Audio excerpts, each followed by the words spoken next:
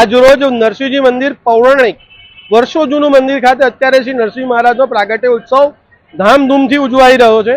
આજ રોજ સવારે શ્રી નરસિંહજી મહારાજના મંગળાના દર્શન થયા, પંચામૃત સ્નાનના દર્શન થયા, ત્યારબાદ શ્રૃંગાર સમયે તિલકના દર્શન, અત્યારે જન્મના દર્શન થઈ, શયનના દર્શન થશે।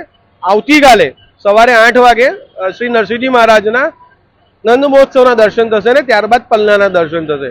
ત્યારબાદ આવતીકાલે પૂનમ હોવાને કારણે સૌ ભાવિક ભક્તો અલગ અલગ બહારગામથી ને બધેથી આવતા હોય છે। એને લઈને નરસિંહજી સેવા ચેરિટેબલ ટ્રસ્ટ દ્વારા આવતીકાલે છાસનું સ્પેશિયલ વિતરણ કરવામાં આવેલ છે। વર્ષો જૂનું નરસિંહ પુરાણિક મંદિર છે।